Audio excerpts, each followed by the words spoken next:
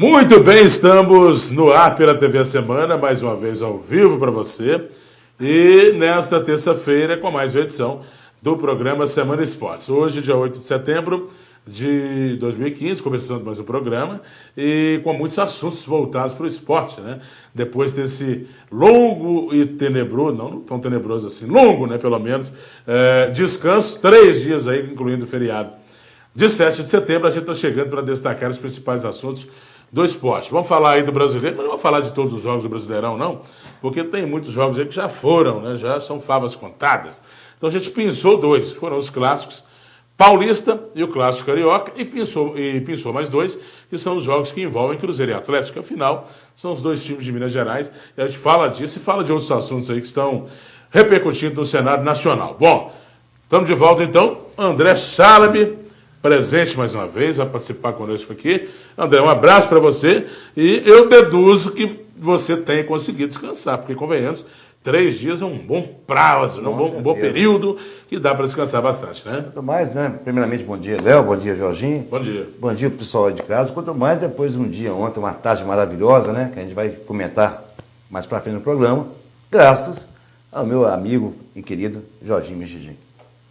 Muito bem. Ontem é aniversário do meu amigo Jorge Mendes Magalhães, né? Não vou revelar a idade aqui por uma questão de ética, mas, enfim, aquele dia especial, né? A gente participando da confraternização lá na Arena da Dário Grossa, com uma turma bacana, da pelada, com muita cerveja gelada, comida de boa qualidade, da forma que o Jorginho merece, né? Esse velhinho tem que ser realmente bem tratado. Jorginho, meus parabéns, mais uma vez. Obrigado. Felicidades. Obrigado. E foi legal, foi bacana, né? Foi sim, foi super legal, mas eu tenho que, em primeiro lugar, né, um bom dia a você, Léo, bom dia André, todos de casa. Eu tenho que já abrir esclarecendo, né, porque senão teria uma dificuldade imensa, né, em dar explicações aos meus amigos, parentes, né. É que eu não comemorei o meu aniversário, tá? Foi sim meu aniversário no dia 7 de setembro, 64 anos, não tenho dificuldade nenhuma em revelar a minha idade, até porque fico feliz se eu puder completar mais 40 a 50 anos para frente, vou gostar muito. Mas foi, nós temos uma pelada lá na Arena Dário Grossa, vamos jogar nossa pelada costumeira, sempre depois tem uma carnezinha. E para minha surpresa, né, meus amigos levaram um bolo lá e assim a gente fez a comemoração, né, de mais um ano de vida, né, juntamente com os peladeiros lá, André, Léo Baião e a galera da bola, né? Isso. Então quero levar o conhecimento mesmo que não houve comemoração do meu aniversário, senão teria convidado, né, a grande massa de amigos do Mexidinho. Beijo a todos. Achei que você ia falar grande massa. Namorando com você. Também. Não, meus amigos são diversos, né? Tem atleticanos, flamenguistas, cruzeirenses, vascaínos, tricolores, botafoguenses, quer dizer, é uma gama de amigos eclética, né? E tem um amigo nosso, Jorginho, quando eu estava subindo para vir para o programa, ele falou assim, ó, fala com o Jorginho que esses 64 anos é oficial, mas tem um ano do gato ainda que não foi divulgado ainda. Aí fica calado, essa parte aí não vamos falar nada não. Bom, lembrando o seguinte, né? Depois a gente vai trazer aí alguns depoimentos, né? De pessoas que estiveram presentes com fotos. A essa confraternização. E a gente então vai iniciando o programa aqui, lembrando também que você que está em casa nos assistindo, você pode participar com a gente através das redes sociais, facebook.com/Léo Baião, facebook.com/Léo Baião. Você manda o seu recado que eu vou trazer aqui. E você pode também utilizar o 9982-9757, 9982-9757, que é o Zap da TV A Semana. Bom, nós tivemos rodada do Brasileirão no final de semana, no dia de terça-feira. Então, como eu falei aqui no início, né, 2 jogos nós pensamos aí para trazer com mais ênfase, um envolvendo o líder, né, que é um clássico paulista entre Palmeiras e Corinthians, que por sinal foi um belo jogo de futebol, né, 3-3, e o outro Fla-Flu, porque também é um dos clássicos aí muito importantes do futebol brasileiro, que chamaram mais atenção nesta 23ª rodada da competição. Então vamos trazer primeiro os lances do Clássico Paulista, não é isso? Para a gente falar um pouco aí desse empate. O Corinthians tropeçou, é verdade, mas como é difícil bater o Corinthians, né? O Corinthians ter perdendo aí por várias ocasiões, né? O Palmeiras abriu o placar, a gente está vendo aí o gol, né? A finalização, parece que do Lucas, né? E a bola chocando ali, né? Tocando na zaga corintiana, enganando o goleiro Cássio, 1-0 para o Verdão, né? Que você já aproveitar essa ocasião para comentar, né? Os gols foram do Lucas, do Robinho e do Dudu, os gols do Palmeiras, os gols do Corinthians, do Amaral contra, do Wagner Love e do Guilherme Arana. E o Palmeiras e o Corinthians então fizeram esse jogaço e empataram por 3-3 na casa alviverde, né? Foi um derby disputado em ritmo alucinante, com muitos gols e boas jogadas. O Verdão tomou a iniciativa do jogo, ficou 3 vezes à frente do placar, mas cedeu o empate ao Timão, Jorginho. O Timão não perde, né? O Corinthians tem realmente muita capacidade, tem um time bom e é muito difícil bater o Timão. E não é à toa que lidera o campeonato, que lidera a competição, não é isso? O Corinthians fez realmente um grande jogo, né? Na Arena Palmeiras, né? No Allianz Parque, né? E realmente vem mantendo, né? Essa grande força na liderança do Campeonato Brasileiro. Tem uma equipe compacta, né? Uma defesa muito boa, tem um goleiro que nas horas que precisa, né, faz defesas dificílimas, um meio de campo que marca e sai bem para o jogo hoje, um ataque que movimenta muito, e por incrível que pareça, né, para quem pensava que o Guerreiro e o Sheik, né, fosse acabar com esse time, com a saída deles, fez com que o Tite encontrasse jogadores praticamente na base do Corinthians, né, para suprir a falta desses 2 jogadores mais experientes. E faz um trabalho brilhante o Tite, né? Mais uma vez. O Tite, ele tem o grupo do Corinthians muito organizado, né, sob o seu comando. Ele tem o apoio da diretoria, tem o apoio da torcida do Corinthians, então ele trabalha com uma certa tranquilidade, né? E o Tite, ele comunica bem, né? Ele sabe estudar, você está entendendo? O bom momento do jogador, ele sabe estudar a qualidade do jogador. E isso é muito importante no time de futebol. Então, o Corinthians, ele teve realmente, né, por 3 vezes, né, atrás do marcador. O Palmeiras, né, que foi até muito criticado pelo Zé Roberto, né, que criticou muito o sistema defensivo do Palmeiras, porque no entendimento dele, quem teve ganhando o jogo por 3 vezes não poderia nunca ceder um empate. O Zé Roberto, que está ali fazendo cobertura. E eu concordo com o Zé Roberto, né? Um time que joga em seus domínios, que tem 3 vezes o resultado em seu favor, tem que ter mais atenção, tem que ter mais concentração. E é o que o Palmeiras precisa realmente. É melhorar muito o seu miolo de zaga ali, o sistema defensivo, porque o Palmeiras realmente tem uma boa equipe de futebol. O nosso Adamir, se estiver nos assistindo, né? Eu creio que o Palmeiras, por ter tomado 3 gols, né? Pode ter de alguma forma a influência do Egídio, não sei, não vi o jogo, mas enfim, se o Egídio tiver tido alguma participação negativa nesse placar, né, ou em alguns dos gols do Corinthians, pode ter certeza que já o Ademir vai passar por aqui para fazer a sua reclamação. André, diga lá. Léo. Mas o Egídio não jogou, já vou te adiantar, o Egídio não jogou. Então dessa ele escapou. Olha, Léo, realmente foi um jogo muito disputado. Todas as 2 equipes tiveram condições claras de fazer o placar da forma que foi. Tivemos ali boas atuações do Fernando Praz, como também do goleiro do Corinthians lá, que é o Cássio.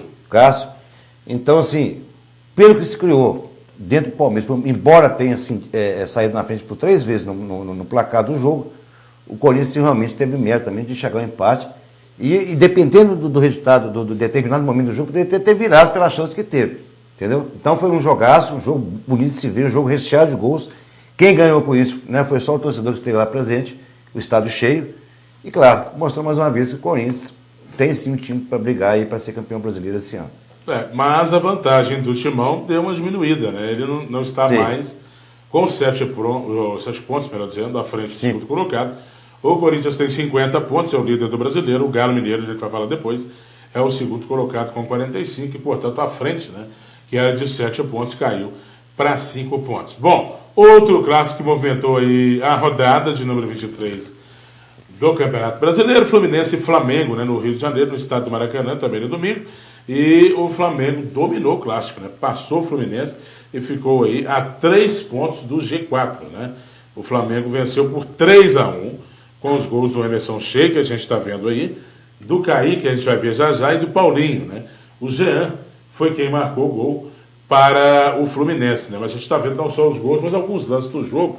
Um jogo bom, um clássico bem disputado, mas com um amplo domínio rubro-negro, Jorginho, principalmente no primeiro tempo. E aí que vem aquela dúvida, né? Você paga uma fortuna para o Fred e para o Ronaldinho, uma fortuna para cada um deles, para num clássico importante como esse não poder contar com os dois, é um negócio complicado. O Ronaldinho está com gripe, né? Está tossindo, coitado, espirrando, né?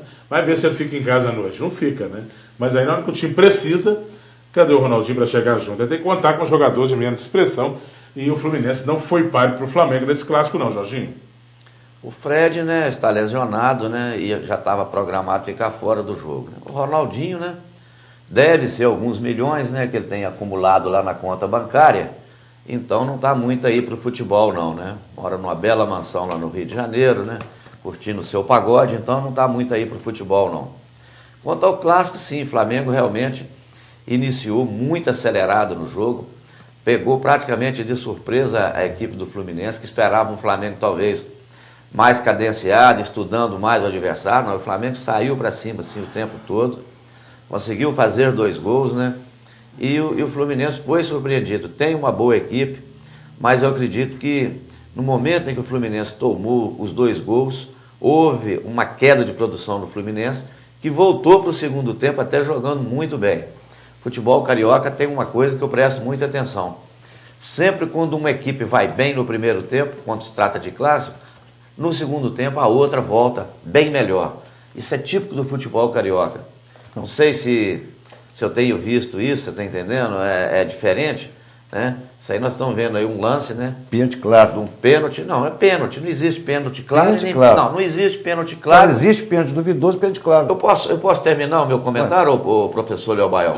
Professor Léo Baião. Não existe pênalti claro e nem pênalti escuro. Existe pênalti. Acabou, ué. Tá certo. Pênalti claro. Então tem pênalti escuro? Poxa. Tem pênalti duvidoso. Aí Lance eu do calo, terceiro gol, aí eu calo. marcado pelo Paulo. Foi pênalti claro do Samir. Pênalti infantil, né? O Samir não, pênalti. O Samir não tinha nada que botar a mão no peito do sujeito. Claro que não. Meio que uma gravata. Toda bola do Samir é falta. Não sabe marcar. Toda bola dele é falta. Não sabe marcar. Não sem sabe cometer marcar. Falta. É um negócio Jogar de absurdo. atacante. Quer dizer, a bola vem alçada na área, antecipa. Faz a proteção, não. Ele já leva o braço e dá uma gravata no adversário. É claro que o juiz vai marcar. O jogo está 2-0, o juiz vai marcar. Ué. Tudo que o juiz quer é uma comodidade dessa para marcar. Mas, enfim, bom jogador, felizmente este pênalti mal. não representou o que temem os rubro-negros nessas ocasiões, que é risco, né? Porque o Flamengo continuou jogando bem e chegou ao terceiro gol, André. Olha, Léo, para mim é um jogo, um clássico de 2 tempos distintos, né? No primeiro tempo, o Flamengo sobrando em campo, poderia chegar ao quarto, quinto, jogou muito melhor, pressionou o Fluminense. Fluminense que dá lampejos hoje de um racha no grupo, né? Uns contra o técnico Edson Moreira e outros a favor. Então, bastou essa derrota para o Flamengo. O Fluminense ainda está com reclamações de arbitragem, que realmente houve lances que realmente foi erro do juiz, mostrando que, mais uma vez, hoje, se não tiver uma rodada brasileira sem erro de arbitragem, não é uma rodada do Campeonato Brasileiro. Não é normal que não é se normal. tenha, né? É brincadeira. Mas é um belo jogo, Léo. Parabéns ao Flamengo pela vitória, que homenageou esses 3-1 também para o nosso amigo Léo Baião, que hoje faz aniversário. Então o Flamengo que deu essa vitória de presente para ele. Belo presente, né? É isso aí. Ver o Flamengo vencer para nós, rubro-negros, é sempre um presente. Bom, ainda mais jogando bem, né? Porque a gente não está muito acostumado, porque custa ganhar e jogar bem. Bom, vamos fazer o intervalo então. Daqui a pouco nós vamos falar do Clube Atlético Mineiro. O Galo já vai ser destaque exatamente do bloco posterior, né? O Galo Mineiro venceu o Vasco no Rio, né? Falar que o Vasco perdeu já está virando pleonasmo, né? É uma coisa redundante. E a gente faz uma pausa então e fala da vitória do Galo e já fala da representação do clube, que tem jogo importante esse meio de semana também pelo Brasileirão. Uma rápida pausa, intervalo curto e a gente volta já já.